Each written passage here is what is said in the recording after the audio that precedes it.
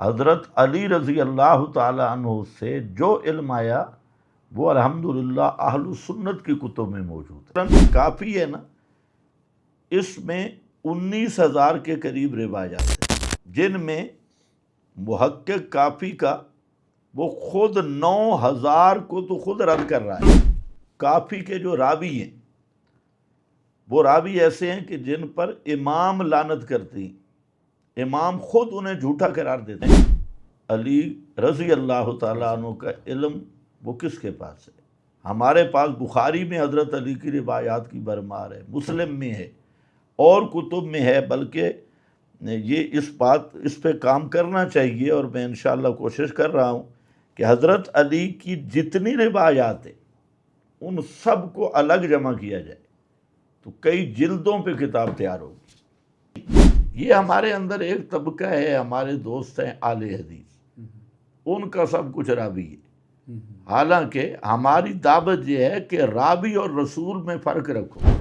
معروف حدیث ہے اونٹوں کا پیشاب پیو، دودھ پیو، بخاری شریف میں۔ اب اس حدیث کو جب ہم نے دیکھا بخاری شریف کے اندر، تو یہ جو ایک راوی کو غلطی لگی ہوئی ہے، اس نے ابوال کا لفظ بولا ہے۔ رسول اللہ صلی اللہ علیہ وسلم کی شان تو ہے یحرم علیکم الخبائث، آپ تو خبیث چیزیں حرام بتانے کے لیے آئے، تو ایک راوی نے بیان میں البان کے ساتھ ابوال کا لفظ استعمال کیا، حالانکہ بخاری شریف کے اندر موجود ہے کہ صرف دودھ کی بات ہے، پیشاب کی بات نہیں، اور رسول اللہ صلی اللہ علیہ وسلم پیشاب پینے کا حکم دیا ہی نہیں۔ قرآن نام ہے النظم الدال علی المعنی کا، صرف یہ جو حروف لکھے اس کا نام قرآن نہیں ہے، ایسی نظم جو معنی پہ دلالت کرتی ہے، یہ قرآن ہے۔ جس طرح قرآن کریم کے کلمات ہم تک متواتر پہنچے ہیں، اسی طریقہ سے قرآن کریم کا معنی بھی ہم تک متواتر پہنچا ہے، یہ بات ذہن میں رکھیں۔ یعنی تو اب کچھ وہ مدبر آ گئے، انہوں نے قرآن کا پہلا معنی چھوڑ دیا، وہ تو قرآن کو چھوڑا انہوں نے، معنی وہی رکھنا ہے، فہم قرآن وہی ہوگا جو ہم تک صحابہ سے ہم تک پورا تواتر کے ساتھ ہے۔ انسانی ذہن چونکہ سوال سوچتا ہے اور پھر اس کا جواب تلاش کرتا ہے، تو میرا ذہن چونکہ یہ سوال اکثر میرا جب میں علماء سے اس پہ بات کرتا ہوں تو ایک ملا جلا رجحان میں نے دیکھا ہے جواب میں، جس میں ایک ایز این آڈینس اگر میں دیکھوں اور ایز اے طالب علم دیکھوں تو مجھے وہ ایک تاثر ملتا ہے۔ اس کی کلیئرٹی کے لیے میں ایک سوال کرنا چاہتا ہوں کہ حضرت علی رضی اللہ تعالیٰ عنہ کے بارے میں جب بھی کوئی سوال کیا گیا تو ایک آٹو پے جیسے ایک سسٹم ہے علماء کے اندر جو ایک دم سے آن ہو جاتا ہے ڈیفینسو میکنزم میں، اور کمپیریزن میں حضرت علی کرم اللہ وجہ پہ بات کرنے کے بجائے ایک دم سے حضرت ابوبکر صدیق رضی اللہ تعالیٰ عنہ کی شان پہ بات کمپیریزن میں آ جاتی ہے، اور حضرت عمر کی، حضرت عثمان رضی اللہ عنہ کی، تاکہ وہ ترتیب باقی رہے لوگوں کے ذہن میں، ایک آٹو پہ ایک اندر سے ایک میکنزم علماء کا آن ہو جاتا ہے۔ میں یہ جاننا چاہتا ہوں کہ ایسا کیوں نہیں ہو سکتا کہ when question is کہ حضرت علی کرم اللہ وجہ پہ کوئی سوال ہے تو وہ صرف حضرت علی کرم اللہ وجہ پہ ہی رہ کے اس کا جواب آ سکے؟ کیا ان کی شان میں ان کی جو تعلیمات ہیں، جو ان کا علم ہے، اس میں خدا نخواستہ کہیں کوئی ایسی چیز ہے جس کی وجہ سے سہارا لینا پڑتا ہے کمپیریزنز کا؟ اصل میں مسئلہ یہ ہے کہ جہاں کوئی تقابل نہیں ہوتا، لیکن جو سوال بنائے گئے ہیں نا، تو وہ روافض یا بعض غالی فرقوں نے وہ سوال ہی تقابل پہ بنائے ہیں۔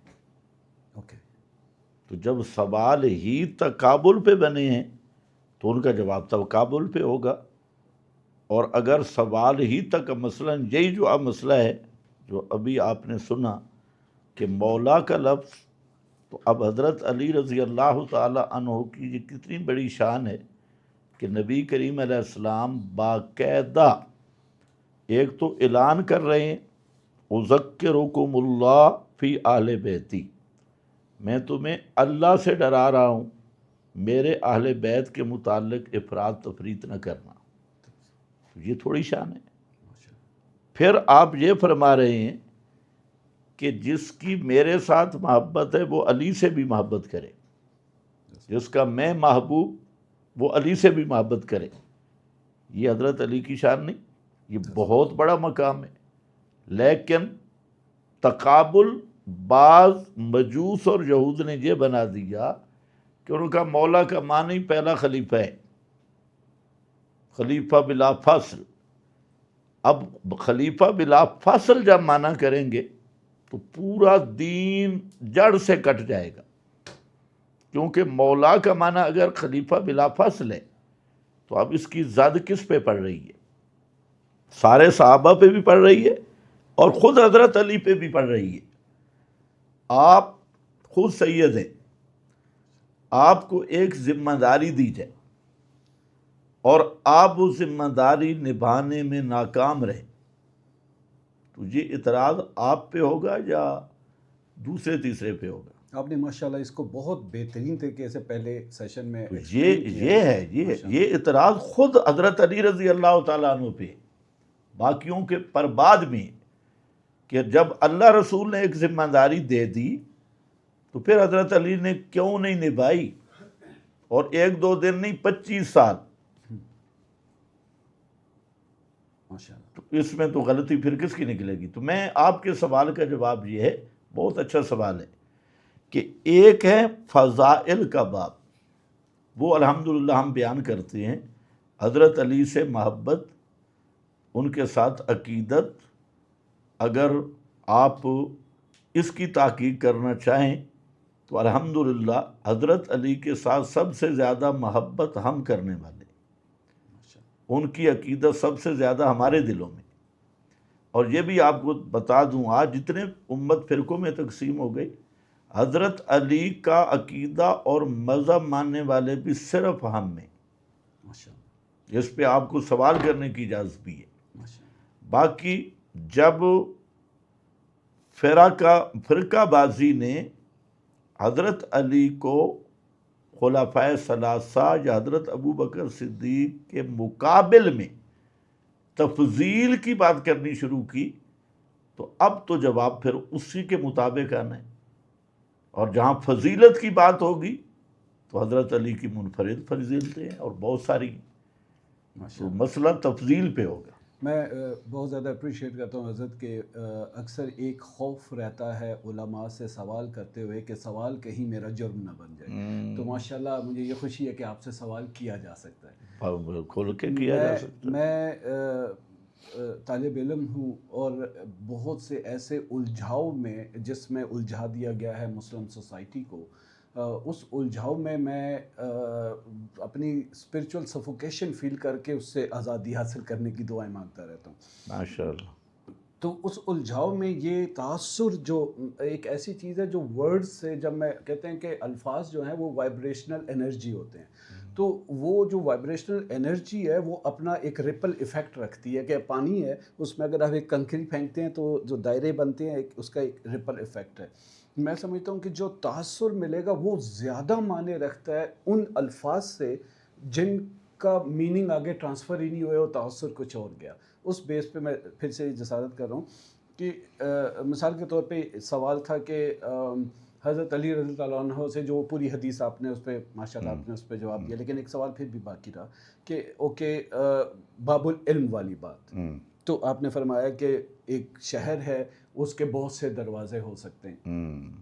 اگر یہاں پہ کویشچن پرٹیکولرلی حضرت علی ہی کے بارے میں ہے کہ اگر وہ جو باب ہیں، لیٹس سے کہ 10 دروازے ہوں گے، میں اشرا مبشرہ کے لحاظ سے اگر اس کو میں ایک دینا چاہوں کہ ایک باب کے 10 دروازے ہیں ایک شہر کے، ان میں سے ایک حضرت علی ہے، تو وہ جو باب ہیں، وہ جو دروازہ ہیں، اس پہ بات ہو سکتی ہے، ہونی چاہیے، اور وہ جو علم ہے مثال کے طور پہ ایک اور بات ہے، یہ بھی آئی ڈونٹ نو کہ کتنی کنٹروورشل ہوگی یا حدیث ابھی یہ سوال ہو گیا، یہ والا آخری ایڈ کر دوں اگر پھر دونوں کٹھے ہو جائیں گے۔ ٹھیک جیسے آپ وہ بعد میں کر لیں۔ پلیز۔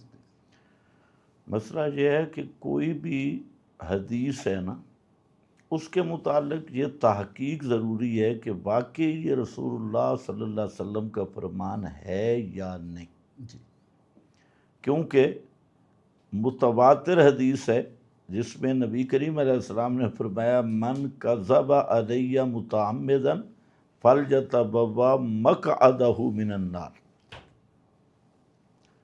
تو پہلے یہ دیکھنا ہے کہ یہ حدیث سندن ثابت بھی ہے یا نہیں۔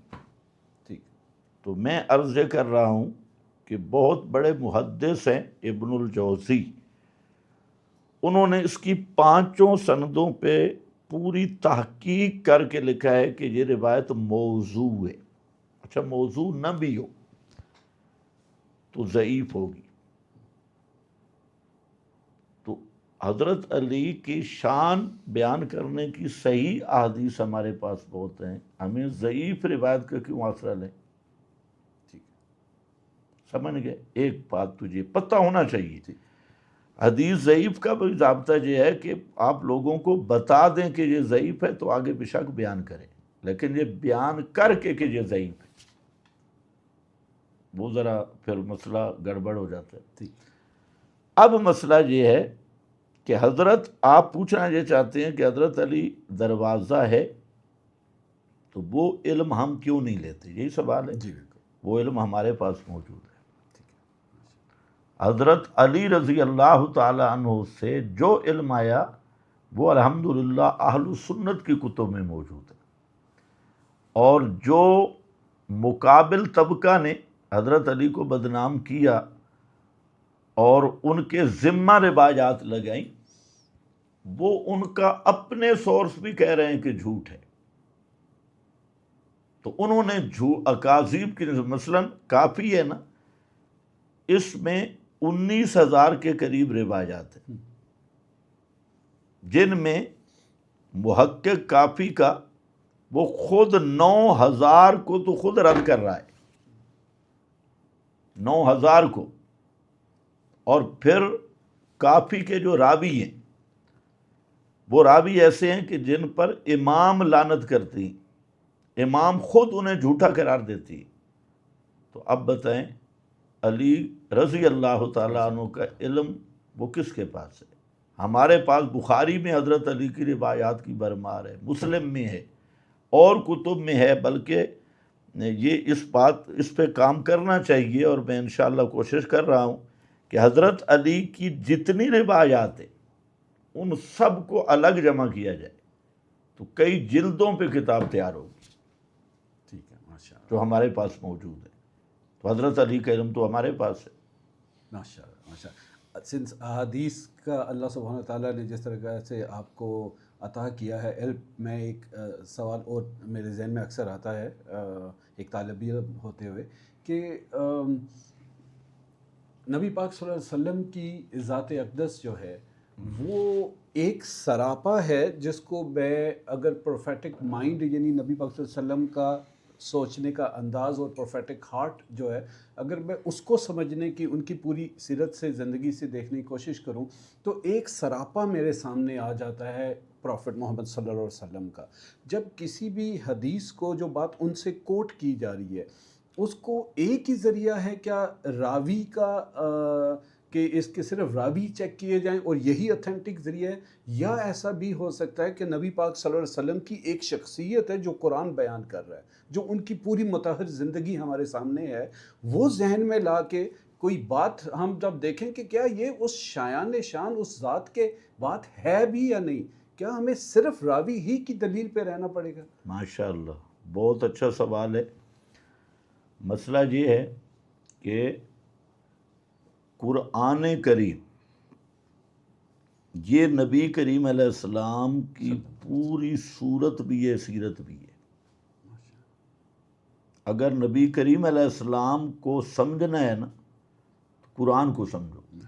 بالکل 23 سال نبوت کے قرآن ہی اس کی تشریح ہے، اور نبی کریم علیہ السلام قرآن پر عمل کا نام عملی قرآن ہے۔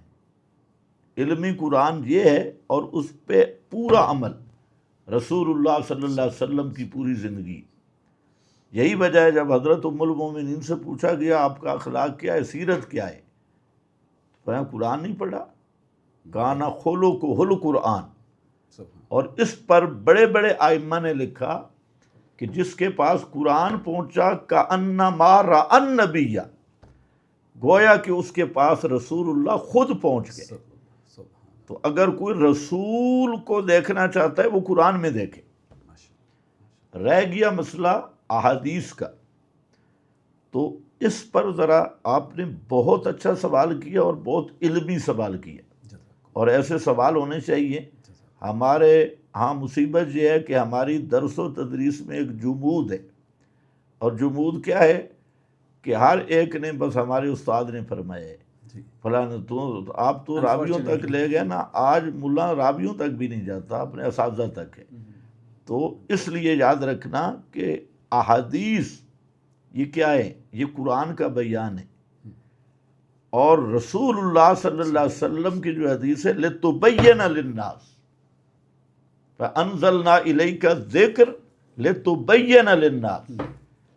تو آپ سمجھتے ہیں کہ جو شرع ہوتی ہے وہ متن کے خلاف ہوتی ہے. اگر متن کے خلاف ہو تو وہ شرع بنتی ہے، وہ تو جرع بنتی ہے. تو رسول کا بیان اور سنت یہ قرآن کا بیان ہے، تفصیل ہے، اور یہی معیار ہے.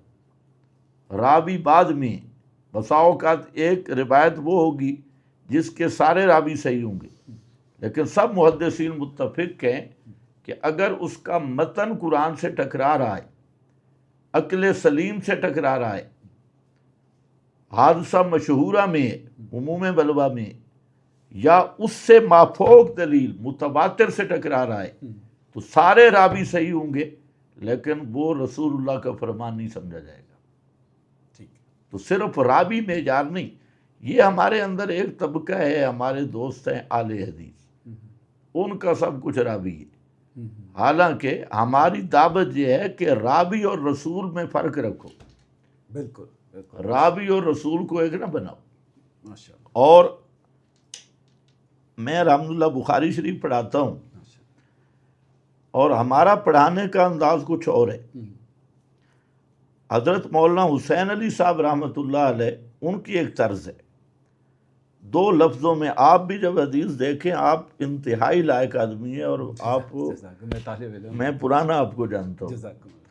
تو وہاں پر مولانا کا 2 اصول ہیں. ایک یہ کہ ایک حدیث آ گئی جی آ گئی، نمبر بھی لکھا ہے، اس حدیث کو صرف یہاں نہیں دیکھیں گے، یہ حدیث کس کس ماخذ میں کہاں کہاں موجود ہے، ہر جگہ دیکھیں گے. مثلا انما الاعمال بالنیات بخاری شریف کی پہلی حدیث ہے، یہ بخاری شریف میں 7 مقام پہ موجود ہے. اوپر سند ایک ہے، واقعہ ایک ہے، نیچے راوی جو بیان کرتے ہیں کلمات میں فرق آ رہا ہے.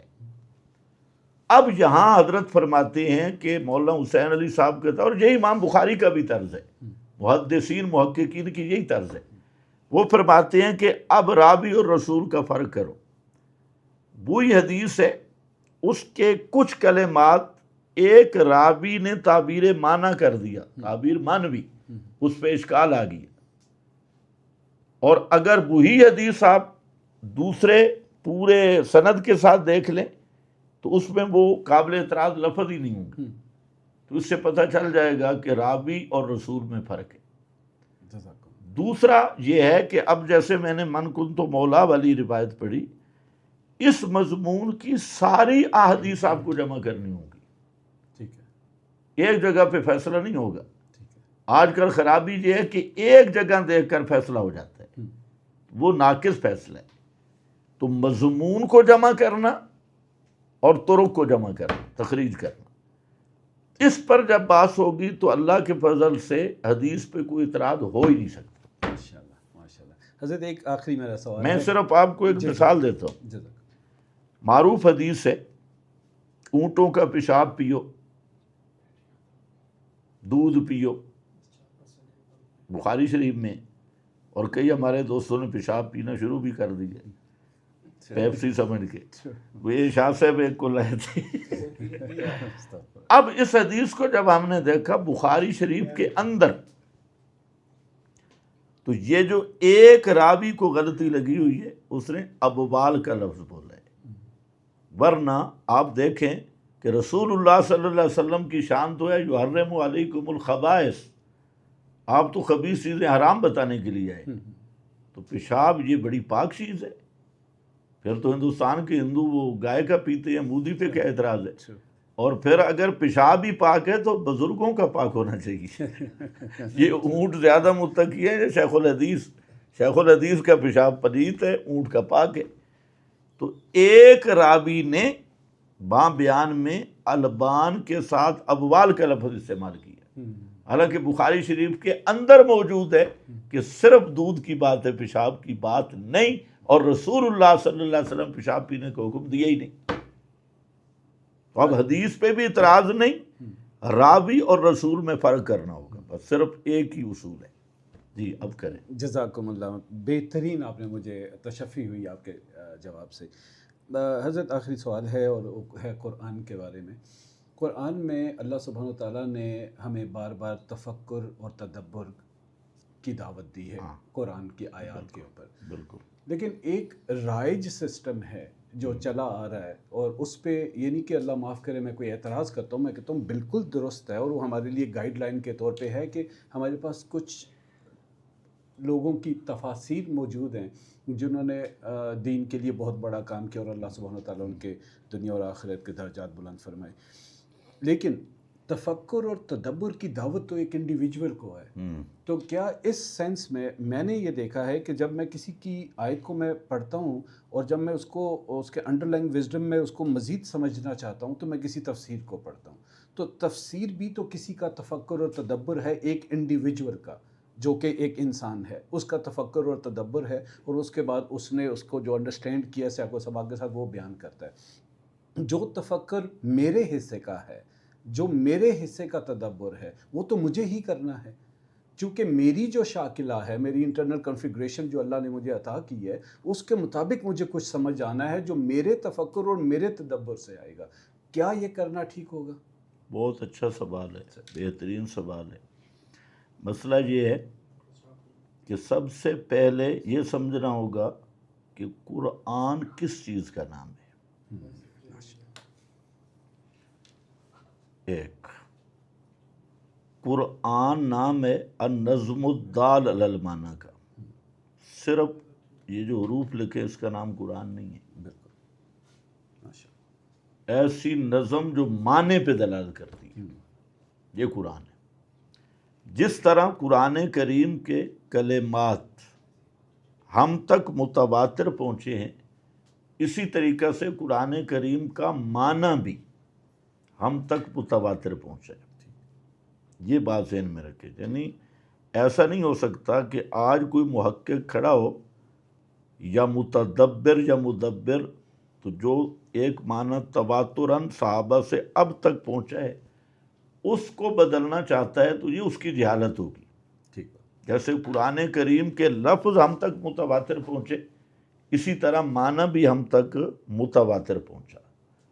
البتہ ایک ہے کسی آیت کے متعلق زمانے کے اعتبار سے انطباق، منطبق کرنا۔ بالکل۔ تو قرآن صرف 1400 سال پرانی کتاب نہیں، قرآن قیامت تک آنے والوں کے لیے تازہ کلام۔ ماشاءاللہ ماورائے وقت ہے۔ ہاں، یہ وہ پورا حکمت کتاب ہے جو قیامت تک آنے والوں کے لیے ہدایت ہے۔ اب معنی مفہوم وہی ہوگا، لیکن کائنات میں کیا تبدیلیاں آئی ہیں اس پر منطبق کیسے کرنا ہوگا، یہ تدبر اور تفکر ہے۔ ماشاءاللہ بالکل ایسا ہے۔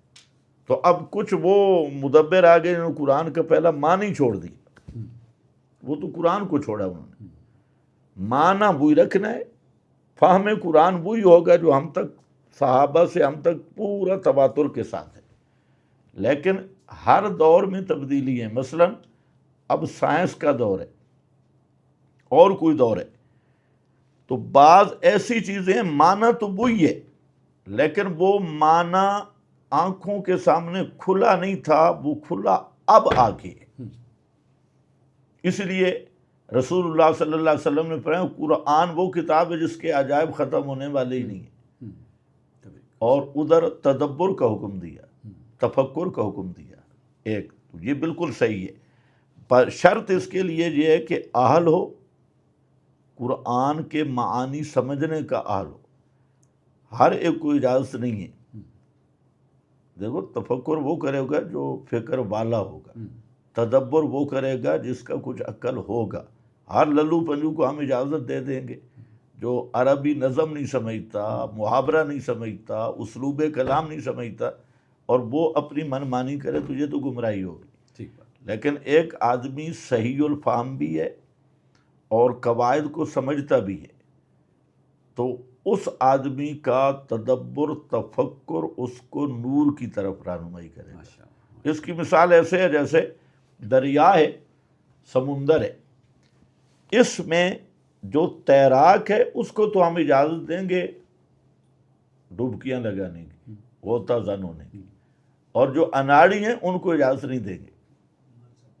تو جہاں پر بھی ایسی تو تدبر پہ پابندی نہیں ہے، تفکر وہ تو حکم الہی ہے، لیکن تدبر تفکر ہوگا کس معاملے میں اس کو سمجھنا ضروری ہے۔ بالکل ٹھیک بات ہے، جزاکم اللہ، بہت بہت خوبصورت۔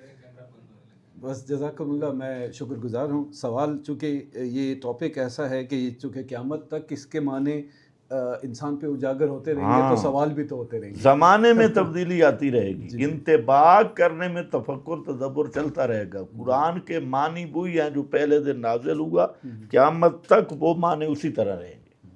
حضرت جی تو چاہتا ہے کہ جب آپ جیسا علم والا اللہ سبحانہ تعالیٰ کی طرف سے عطا ہو جائے تو بہت سارے سوالوں کے جواب مانگے جائیں تاکہ وہ تشفی ہو جائے، لیکن وقت کی قلت اور آپ کی مصروفیت سامنے رکھتے ہوئے میں تو بے تحاشا سوالوں سے بھرا ہوں۔ آپ کو ہفتے میں ایک دن ہم اجازت دے دیں گے۔ جزاک اللہ، بڑے کھل کے آپ سوال کریں۔ اللہ آپ کو اجر عظیم عطا فرمائے۔ میرے لیے خاص دعا فرمائیے گا۔ اللہ آپ کو استقامت نصیب۔ آمین۔ السلام۔ ماشاء